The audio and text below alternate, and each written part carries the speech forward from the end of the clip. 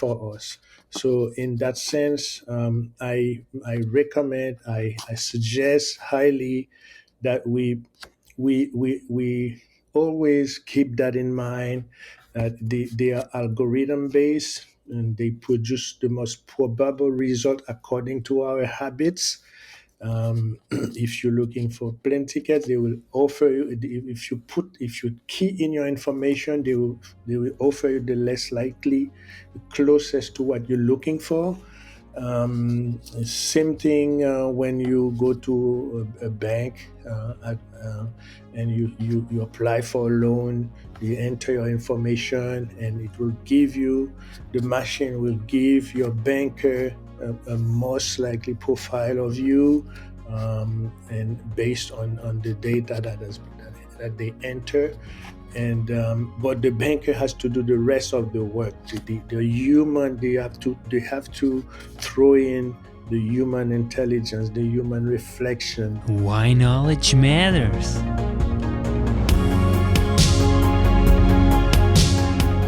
Welcome to a new episode, and this time about human relations. And now joining me, Professor Robert Lewis, who is a professor at Laurentian University in the School of Social Work. Welcome, Professor Robert Lewis, to the show. Such a pleasure to have you finally back. It's a pleasure, Yannick, to be here. Thank you for having me. It's great to be part of such a wonderful initiative. So thank you once again for having me. So let's start. Who is Robert Lewis? In short, I am a professor I teach a lot of clinical intervention skills in social work.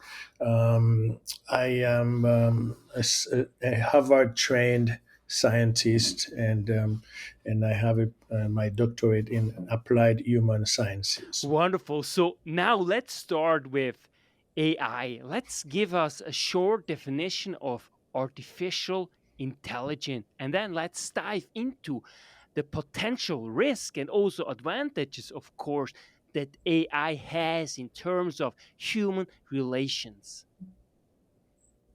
In short, AI stands for artificial intelligence.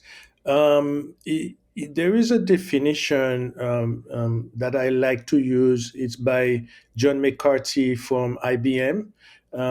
It's the science and engineering of making intelligent machines, especially intelligent computer programs. So it is related to the similar task of using computer to understand human intelligence, but AI does not have to confine itself to methods that are biologically observable. So I think in his paper, Turing, the famous Turing, often referred to as the father of computer science, asks the following question: can machine think?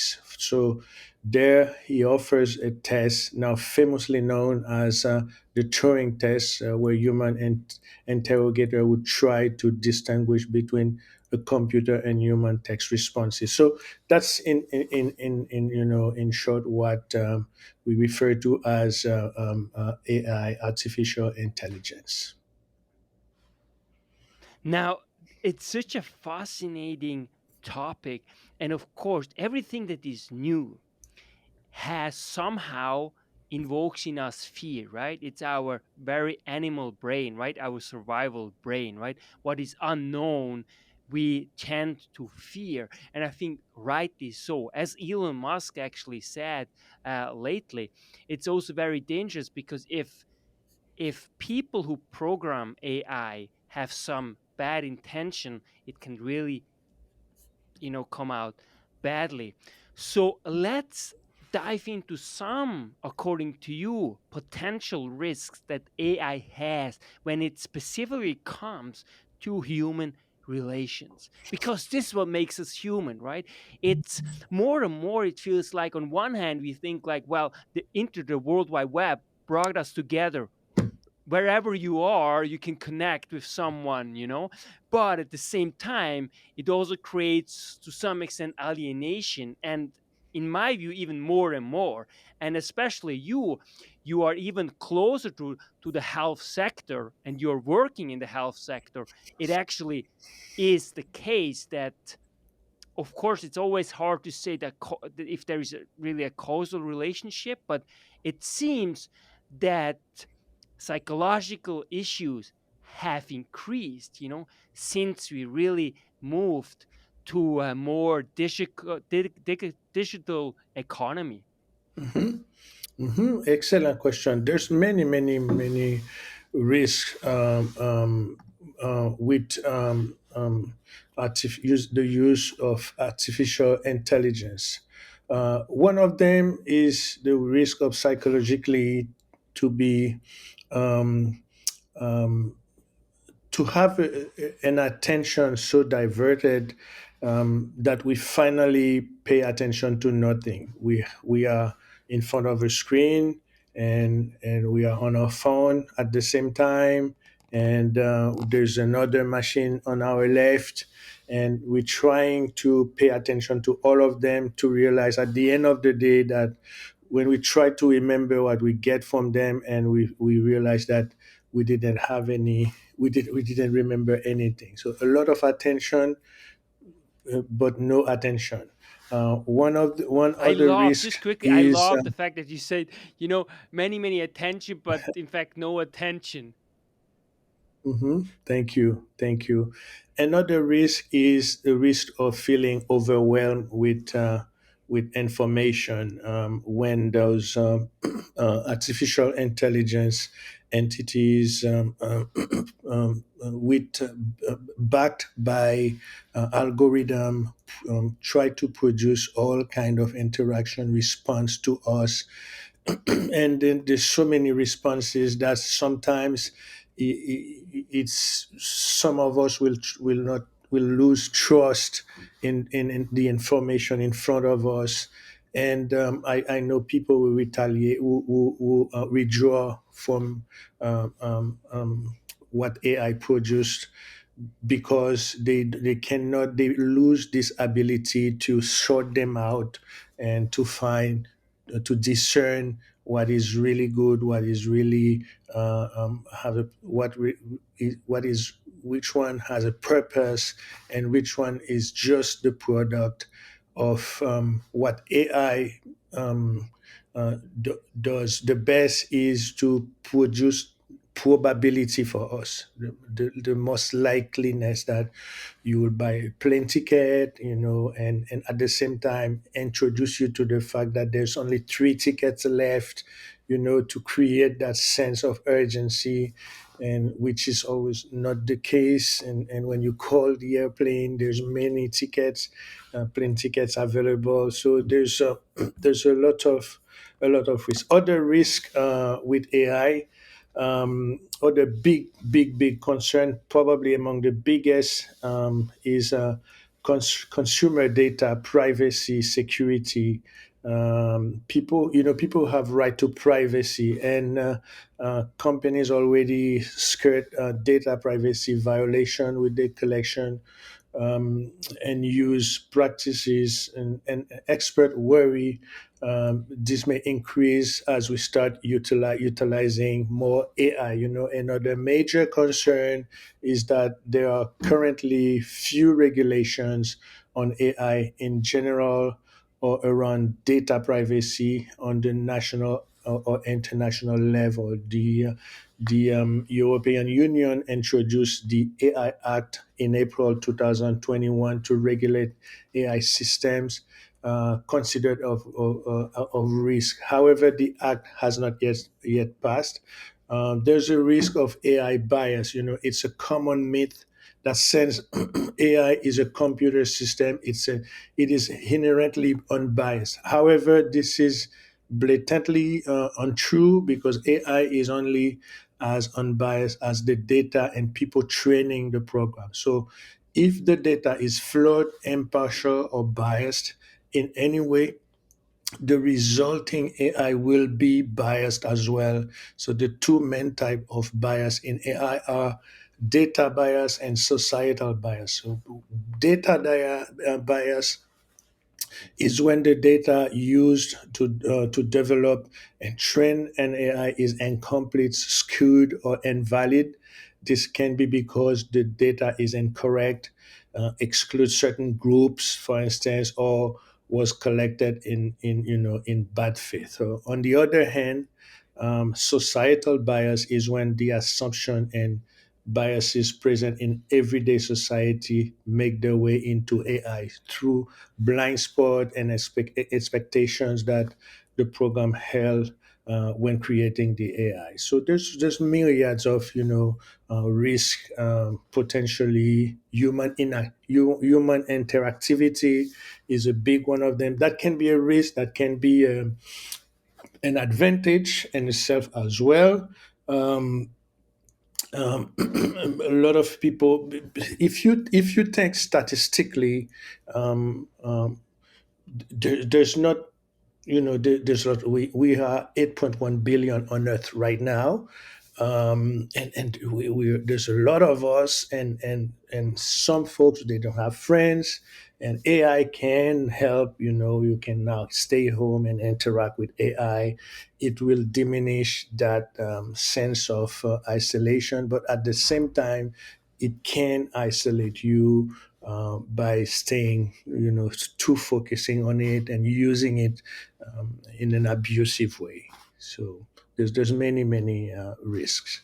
Are you personally more optimistic or more pessimistic when it comes to AI and in terms of human flourishment?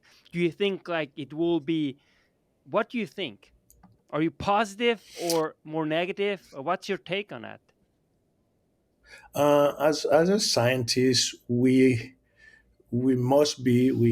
have to be optimistic to the future. We have to be hopeful. And the reason is simple, because research never stops and knowledge is infinite.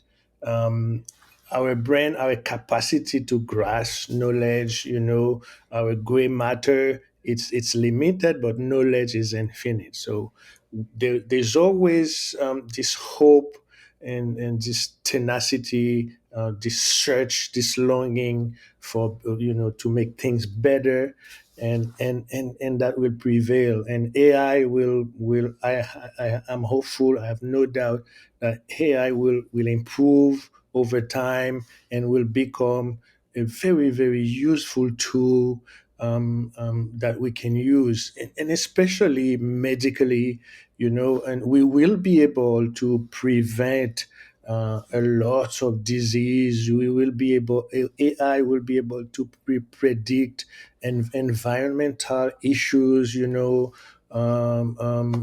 epidemic, pandemic, and to name a few. So we will be able to prevent stuff, to face a lot of things by using AI instead of using human agent, human subject.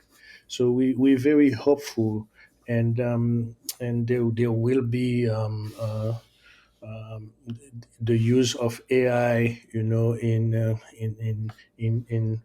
all kind of fields, in engineering, because this is what we are.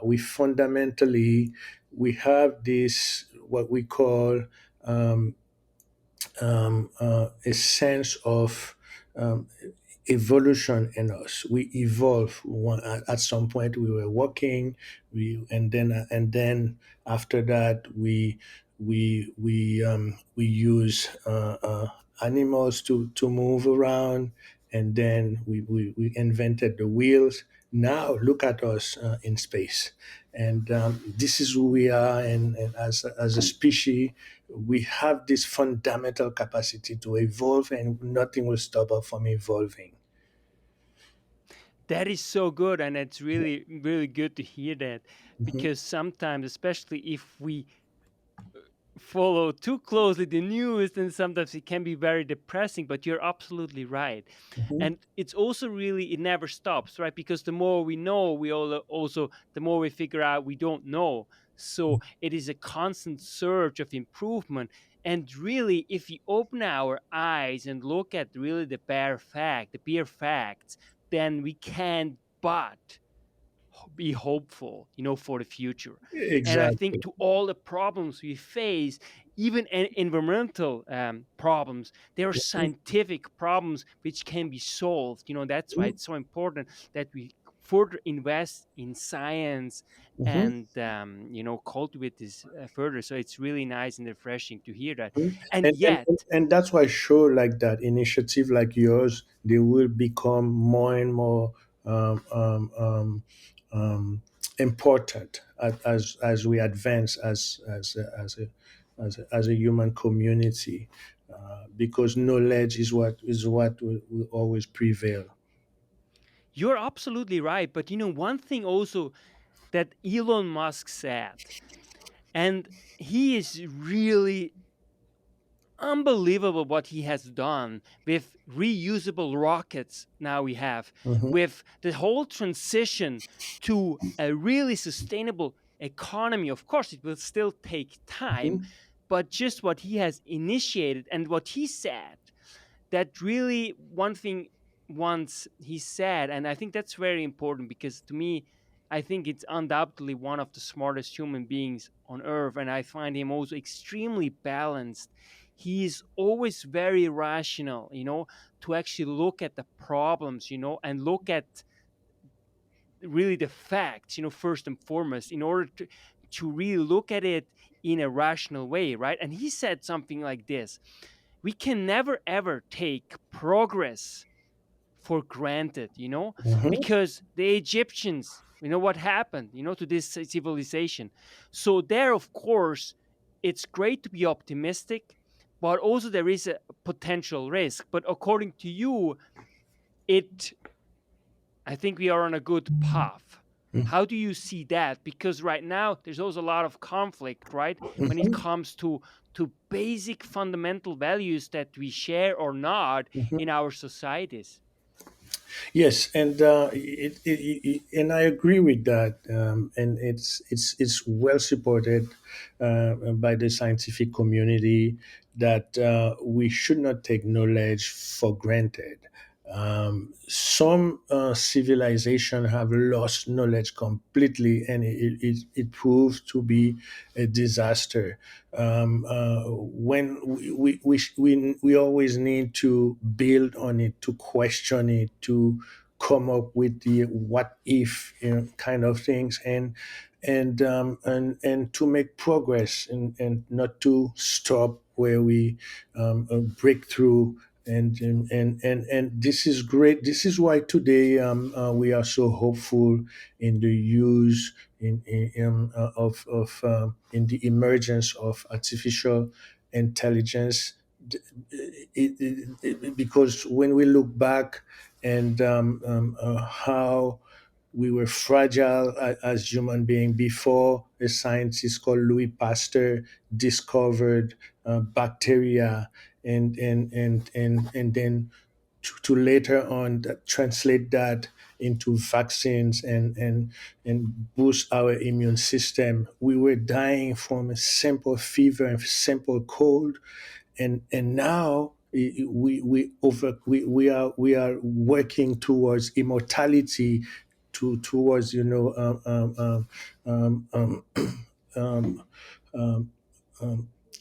like overcoming and finding cure for cancers, and stuff. Like, we understand things better, we live longer, and this is who we are. It was unthinkable back then, and this is who we are. So we believe that in the future we will make very, very better use of artificial intelligence, and to the point that me personally, I'm very optimistic. I'm very optimistic. That's wonderful, really, to hear, and it really Mhm, it speaks loud.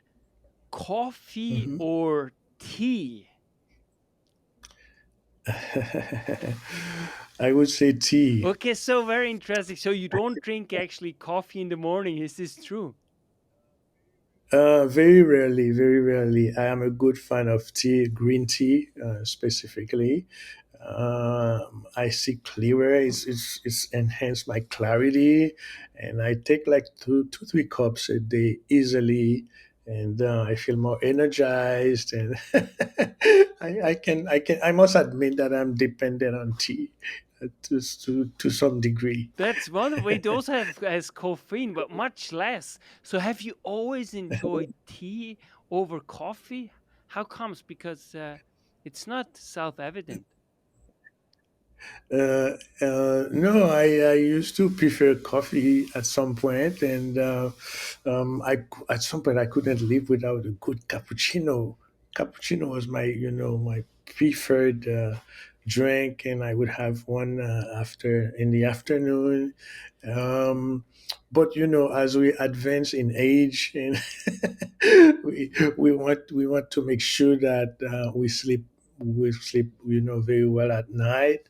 So personally, for other people, it's not an issue, but personally, I find that it's easier for me to fall asleep now that I drink tea rather than coffee. But it's good to have a cup, a little cup, maybe one or twice every day.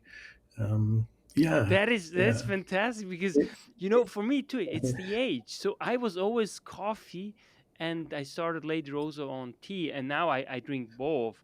But I too, Right. especially when I was working for a company who produces coffee, I was drinking Mhm. literally also in the afternoon two cups as well, and it didn't really bother me.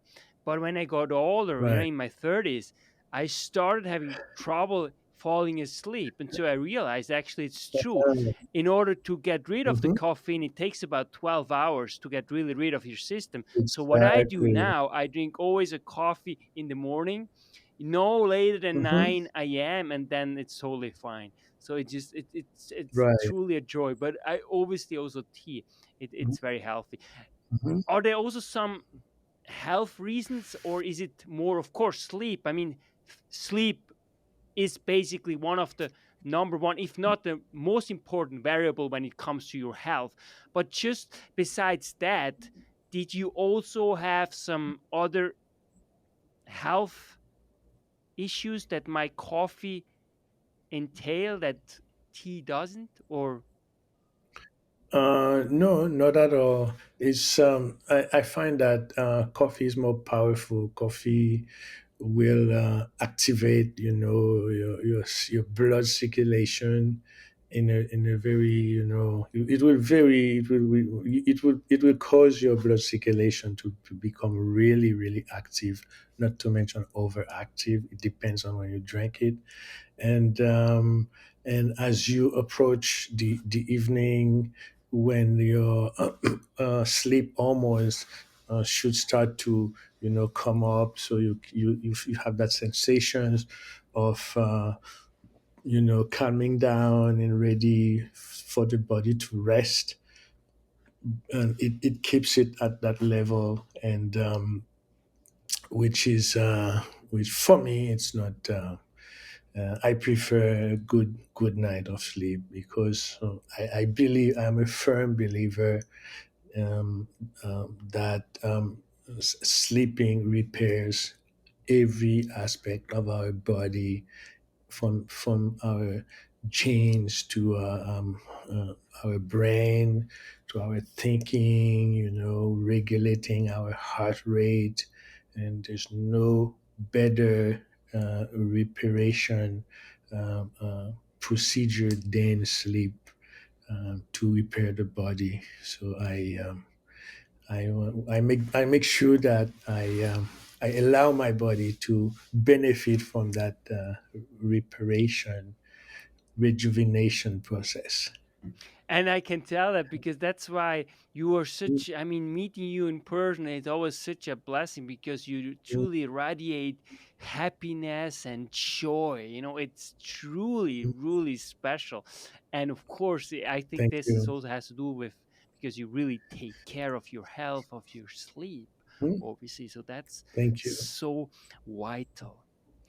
Do you have Thank you. some recommendation when it comes to improving human relations, through AI, such as applications, apps that people can use that you think really benefit people? Um, I, I, the recommendation should be will be the recommendation I have has more to do with um, the awareness of the use of AI, despite of the application that we use, despite of the platform that we own.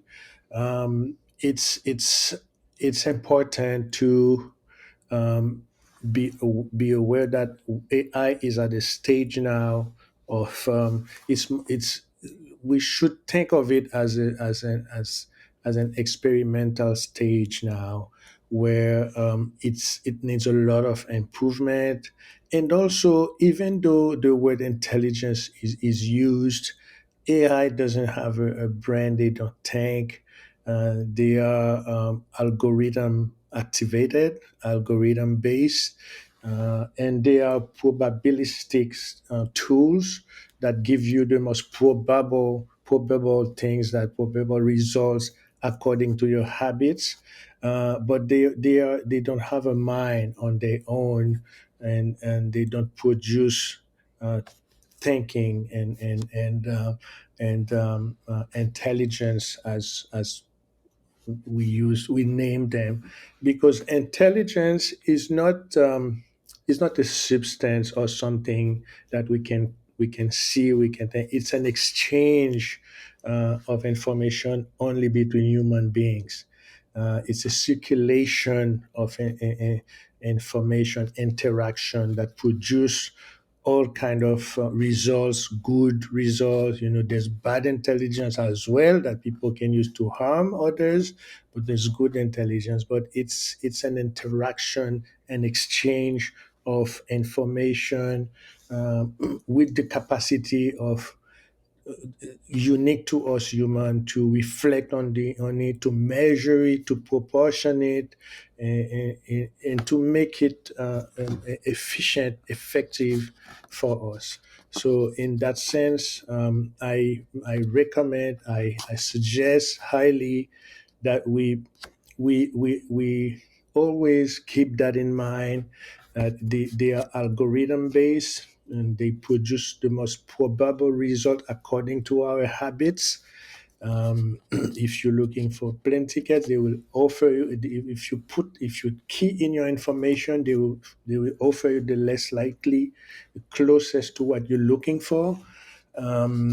Same thing when you go to a bank, and you apply for a loan. You enter your information, and it will give you, the machine will give your banker a most likely profile of you, and based on the data that they enter.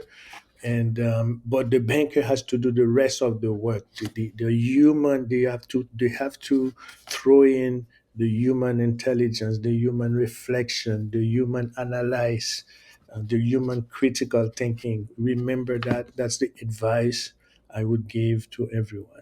Yeah, that's so important.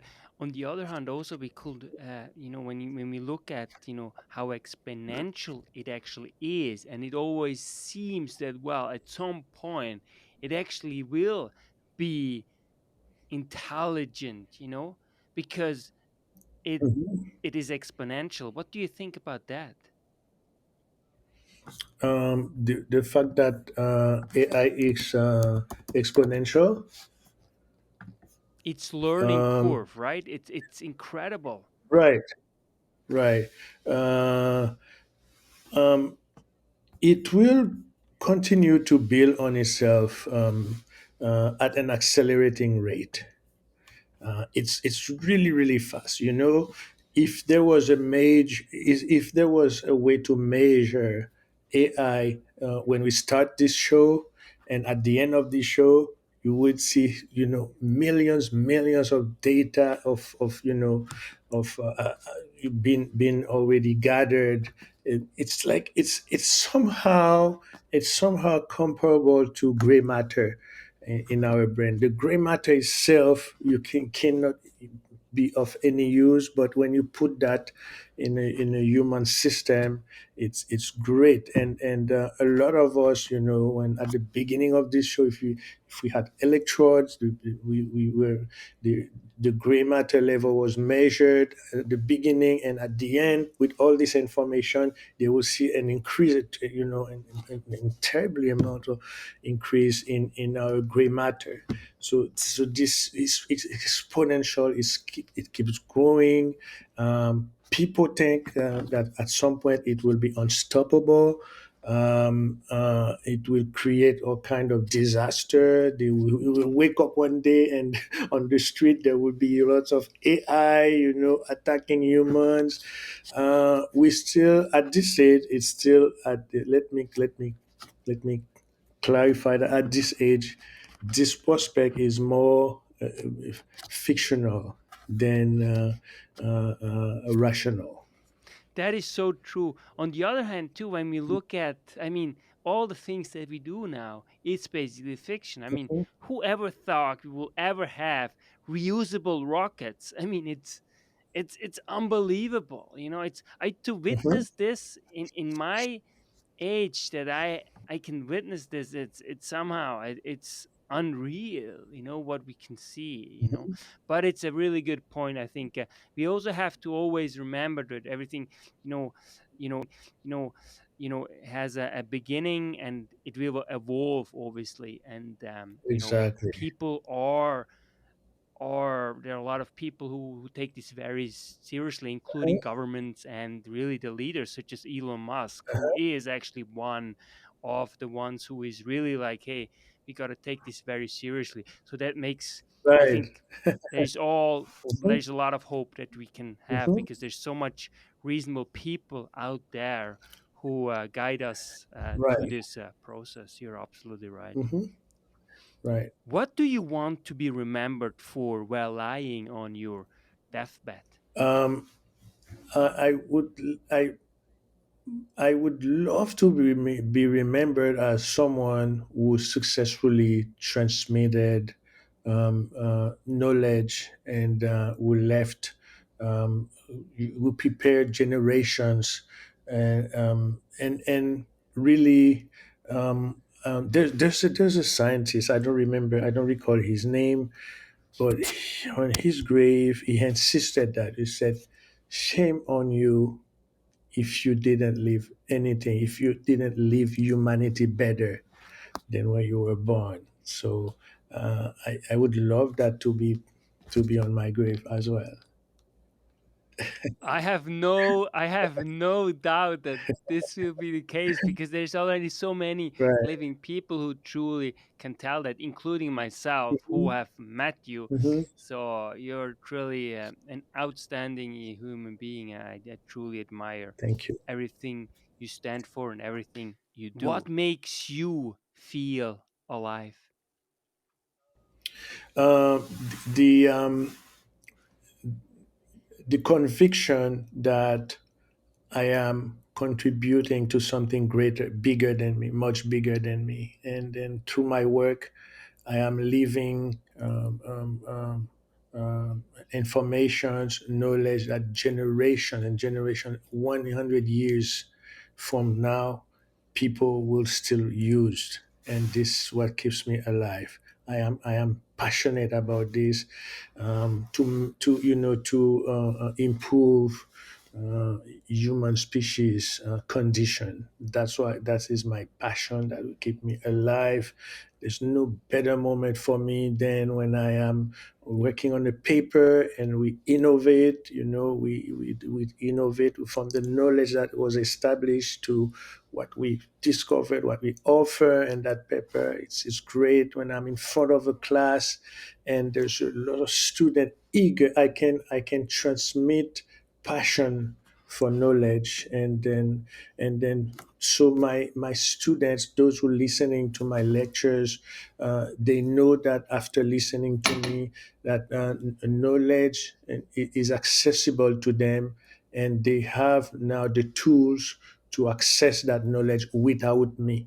And that's my passion. That's a great that at night when I go to bed, and that keeps me with having this sense of accomplishment, which is great, which prevent us from being depressed, or from having negative thoughts. The deep sense of accomplishment, and I'm sure, I have no doubt, with your show, you absolutely experience this sense of accomplishment where you finish a show and you submit it, and you see people reacting to it, and this is what gives us this sense of accomplishment.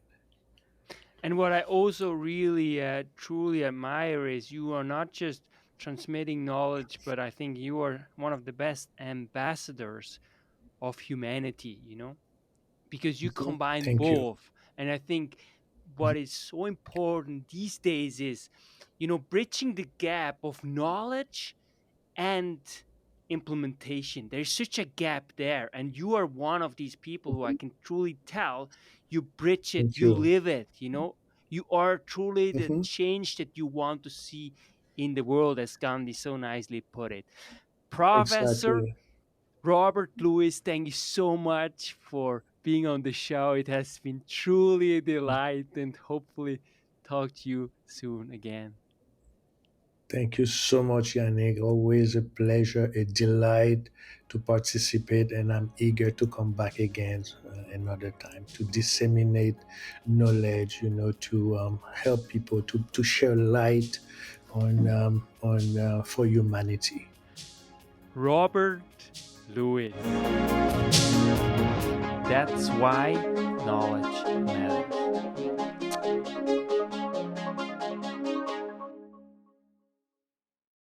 Make your life a masterpiece.